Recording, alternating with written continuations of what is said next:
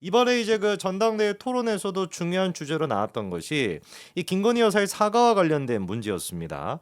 그래서 원희룡, 나경원, 그다음에 윤상현 세 사람 전부 다 김건희 여사의 사과를 한동훈이 이끌어냈다면 이길 수 있었다라는 건데, 원희룡 후보 같은 경우는 10일 아침에도 토론 바로 다음 날이죠. 10일 아침에도 뭐라고 얘기했냐?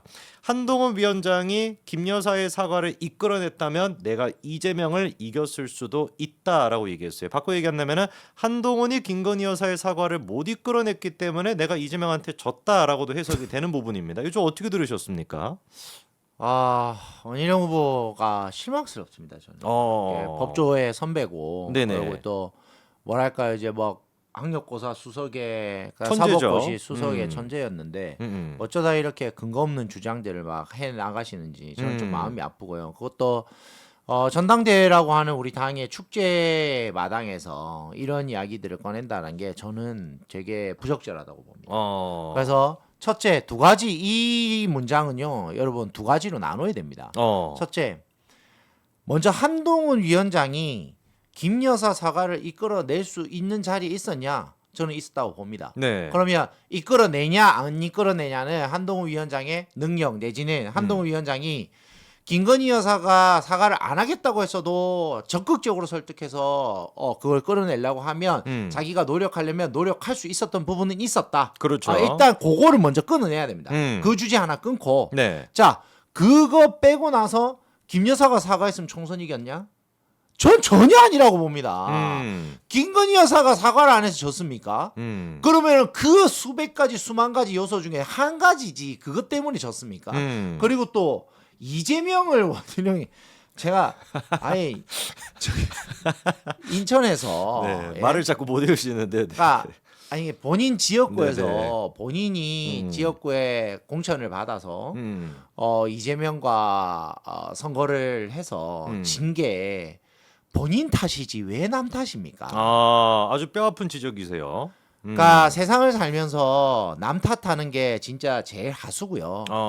그다음에 그러니까 자기 탓하는 게 고수고요. 그 누구의 탓도 하지 않는 게 진짜 최고수입니다. 그렇죠. 그러니까 하수의 짓을 하고 있는 겁니다. 왜 남 하수의 탓을 짓이다. 합니까? 그리고 총선하고 김건희 여사의 사과는 저는 별로 지장이 없었다고 봅니다. 만약에 했었어도 오히려 더 악화돼가지고 지난번 그 박근혜 때처럼 네네. 그거를 책 잡혀가지고 물어뜯겨가지고 사과했으니까 사실 오히려- 아니냐?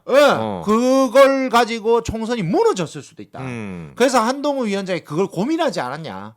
저는 그것도 보입니다. 아니 그 지금 말씀이 의미가 있는 게, 그때 당시 지금 이제 그 친윤 쪽에서 나왔던 얘기가 절대로 사과해서는 안 된다는 얘기가 공개적으로 다 나왔었거든요. 네. 그리고 아니 김건희 여사는 피해자인데 뭐하러 피해자가 사과를 해야 되냐 이런 얘기도 있었단 말이에요. 맞아요. 근데 그 얘기를 했던 그 이야기 사람들이 저도 했었어요. 그러니까요. 네. 그 얘기를 했던 분들이 조 변호사님 같은 경우는 지금도 똑같은 입장이신데 네. 이게 어떻게 된 것인지 189도 지금 뒤집혀가지고 그때 사과할 필요가 없다라고 했던 사람이 지금은 사과를 해야 된다라고 얘기하고, 사과를 했으면 이겼을 텐데 한동훈 때문에 사과를 못했으니까 한동훈이 책임져라 이렇게 얘기를 하거든요. 제가 말씀드리겠습니다. 네. 그 김건희 여사 그 저기 디올백 사건 터졌을 때 네. 당일날 참여한 사람이 접니다. 어디에 대책, 참여를? 대책에. 대책 논의를 하는데, 그런데 그때 당시에 대책 논의를 할 때요. 사실 뭐 그거는 제가 사이드 중에 사이드 그룹에서 대책 논의를 했겠죠. 왜냐하면 그때는 이제 대선하고 이런 게 있으니까. 네네. 그때 대책 논의할 때 저희 그룹에서는 그러니까 저희가 논의를 할 때는 뭐 직접적으로 뭐 여사님하고 하지는 않았겠지만 네. 무대응을 해야 된다. 이게 음. 근거가 없다. 그리고 함정을 팠기 때문에 무대응해야 된다. 이렇게 했습니다. 사과 이야기가 아니었다니까요. 이거 잘못했으니까 사과하자 이런 이야기를 한 적이 없어요. 그래서 거기서 서울에서 하든 말든 그냥 짖는 소리로 그냥 흘려버리자 이렇게 해서 진행했었습니다. 그런데 지금에 와가지고 왜 이게 또 문제가 되는지 저는 모르겠어요. 그러니까요. 사실 이게 총선의 핵심 코드였습니까? 저는 아니라고 봅니다. 그러니까 의료 분쟁도 있었고, 그 다음에 우리가 항상 뭐 수사 문제도 저는 있었고. 제 입장은요, 이재명을 구속시키지 못했던 게 저는 크다고 보고요. 이재명이 구속됐으면 총선 무난하게 진행했다고 봅니다. 그렇죠. 근데 거기 있어서도 저는 한동훈 위원장이 그 전에 이재명을 구속 못 시켰을 때 자리가 어디였습니까? 법무부 장관 아니었습니까? 그 부분도 한동훈 장관이 책임이 있습니다. 그리고 윤석열 대통령도 본인이 대통령이었는데 대통령이 왜 됐습니까? 이재명하고의 경쟁 구도에서 범죄자와 검찰총장의 구도에서 검찰총장이 대통령이 됐으면 잡아 넣었어요. 그렇죠. 못 잡아 넣었지 않습니까? 둘 다 책임 있습니다. 그리고 총선 패배에 대해서 책임 있는 부분도 말씀드리겠습니다. 아니 비대위원장 책임 있죠 당연히. 선거를 제일 리드하는 장이니까. 그리고 정부의 장은 대통령 아닙니까? 선거에는 개입하면 안 됩니다. 하지만 본인이 창출했던 권력의 대부분의 인원들이 선거에 관여를 합니다. 네. 그런데 졌지 않습니까? 둘 다 책임이 있습니다. 자, 이 두 개를 놓고 한번 이야기해 봅시다. 다 책임이 있습니다. 누구 하나를 갖고 욕할 게 아니라니까요, 지금. 그리고 김건희 여사 이 부분에 대해서도 자, 한동훈 위원장이 그때 당시 김건희 여사의 사과를 이끌어내냐 못 내냐? 아니죠. 이끌어내고 못 내고의 문제가 아니라 이걸 공론화할지 말지를 가지고 한동훈 위원장 비대위원회 선대본부도 고민을 했을 것이고 그렇죠. 대통령실도 고민을 했을 거예요. 근데 안 했잖아요. 근데 하려고 했으면 누구라도 먼저 선박 내렸겠죠.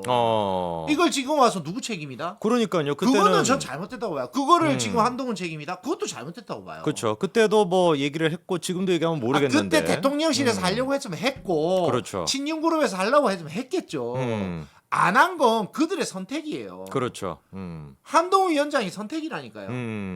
근데 지금에 와서 누가 잘못했다? 저는 그건 지금에 와서 이 논의를 한다는 건 상당히 유치한 논의다. 유치한 논의다 이렇게 생각합니다. 그렇습니다. 그래가지고 지금 이제 이게 진실 공방까지도 되고 있는데 변호사님 말씀처럼 이게 왜 그렇게 지금 돼야 되는지도 좀 의문인데 진 교수가 추가적으로 폭로라고 할까요? 폭로를 좀 했습니다. 다음 저기 사진 보여주시면은요. 진 교수가 처음에 했던 얘기가 그거였죠. 내가 직접 확인했다. 이렇게 이제 처음에 얘기했었는데 그렇게 얘기하니까 원희룡 이철규에 이어 댓글 부대들이 문제의 문자를 흘린 게 한동훈 측이라고 같지도 않은 거짓말을 퍼뜨리고 다니나 보다. 내가 직접 확인했다라고 한 것은 놀랍게도 김건희 여사 본인에게 직접 들은 얘기라는 거죠. 다음 것도 보여주시면 지난 총선 직후에 거의 2년 만에 김건희 여사한테 전화가 왔었고 무려 기록을 보니까 57분이나 통화를 했다라는 거고 요게 바로 진 교수가 얘기했던 직접 확인했다라고 하는 통화 내용이었다라는 겁니다. 그리고 지금 나오고 있는 얘기가 이미 그때 통화를 통해 가지고 다 나왔던 얘기고 근데 지금 친윤 측에서 주장하는 거는 당시 내가 김건희 여사께 직접 들은 것과는 180도 다르다는 거죠. 계속해서 당시 김건희 여사는 대국민 사과를 못한 것이 전적으로 자신의 책임이라고 했고 자신은 사과할 의향이 있었는데 주변에서 굽고 말렸다고 했다는 거죠. 한번 사과를 하면 앞으로 계속 사과해야 되고 그러다 보면 결국 정권이 위험해질 수 있다는 식으로 다음 것도 계속요. 사실 그때 교수님께 전화를 걸어 조언을 구할까 하다가 말았는데 지금 와서 생각해 보니까 그때 전화를 했어야 했다. 지금 후회하고 있다. 앞으로 이런 일이 있으면 바로 전화를 드리겠다. 그리고 언제라도 전화로 알려주기를 바란다고도 얘기했다는 거죠. 다음 것도요. 내가 믿는 주변 사람들 중에는 자기 사적인 이익만 챙기는 이가 있는 걸 나도 안다고 김건희 여사가 얘기까지 했었다라는 겁니다. 그러니까 이 내용을 우리가 종합을 해봤을 때 지금 이제 진 교수가 얘기하는 거는 그건 것 같아요. 지금 이제 진실 공방이 되는 게 뭐 1월 5일부터 시작해서 25일까지 김건희 여사가 5차례 가까이 문자를 보냈을 때 그 문자의 내용은 김건희 여사가 사과를 하겠다라는 거였는데 한동훈 측에서는 아니다. 여러 가지 정황을 통해서 확인해 봤을 때 김건희 여사는 사과할 의향이 없었다라는 거거든요. 이게 두 개가 충돌하고 있는 와중에 지금 진 교수의 얘기에 따르면은 분명히 나랑 통화를 했었을 때도 자기가 사과할 의향이 없었다라는 식으로 지금 이제 얘기가 나온 것 같습니다. 근데 이게 근본적으로는 이게 뭐가 지금 중요한 얘기냐라는 게 아까 변호사님 말씀처럼 그러니까. 이제 와가지고 이걸 뭐 어떻게 하겠다라는 건지가 좀 질문이에요. 아니 이거에 대한 논의를 사람들이 지금 우리 전당대회의 주제로 가져간다는 건 상당히 안타까운 부분입니다. 안타깝다. 왜 우리 전당대회가 지금 총선을 왜 졌으면 이재명과 조국을 어떻게 잡아놓을지에 대한 논의를 해야죠. 내가 잡아놓을 적격자입니다. 제가 어떻게든 무너진 보수를 살리겠습니다. 이 이야기 그냥 하면 안 되나요? 그러니까요. 아니 이게 뭐 중요하나요? 아니 여사가 당시에 사과 의향이 있든 말든 필요했으면 요구하면 되는 거고요. 그렇죠. 요구한 사람 없으면은 그거에 대해서 본인이 전적으로 밀어붙일 의향 없었다라는 거잖아요. 그건 저는 그것도 이해가 안 되는 거예요. 지금 와서 이야기할 게 아니라는 거죠. 그렇죠. 다들 자고 오면하면서 어떻게 해야 될지 몰랐잖아요. 그리고 저는 지금 진정경 교수죠. 네. 이 두 번째 2번, 이 2번 한번 다시 띄워주세요. 2번 아까 전에 전전 사진 띄워주시면 됩니다. 전전 사진. 네. 교수님께 이번에- 전화를 걸어 조언을 구할까 하다가 말았는데 1번이네. 1번. 그 정걸로. 예, 네. 1번. 저거거든요. 저도 저때 저 이야기 했었고 지금도 저 이야기 하는 거예요. 음. 사과를 왜 하나요? 사과를 하면 정권 무너진다니까요. 우리 경험해봤잖아요. 그렇죠. 그렇기 때문에 저 이야기를요. 진짜 죄송하지만 저만 했던 게 아니에요. 대부분의 제 주변의 사람들이 다 저 이야기 했습니다. 그러니까 사과 안 했죠. 사과할 일인가요, 저게? 그러니까요. 함정에 빠졌는데. 그리고 제가 이봉규 TV에 그때 당시에 나가서 한 이야기 한번 들어보십시오. 논리적으로 저는 반박 다 했어요. 그게 얼마나 함정이고 그거 시계하고 가방 사들고 들려보내고 이거는 완전히 국기문란 행위고 다 이야기했잖아요.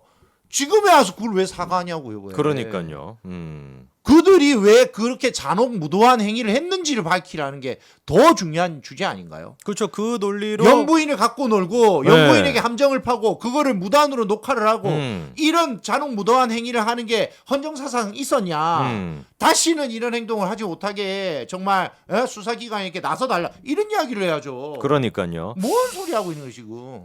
그래서 그때 총선 때도 요 논리로 얘기를 하셨고 지금도 조 변호사님 똑같이 말씀을 하시고 계시는 겁니다. 근데 이제 와가지고 사실 그때도 그렇게 얘기했고 지금은 다르게 얘기하고 있는 사람들이 있다 보니까 변호사님 말씀대로 이게 왜 전당대회 지금 이제 이슈로 부각이 돼야 되는지 답답합니다. 참 답답하다라고 말씀드리고 정리를 한번 해보겠습니다.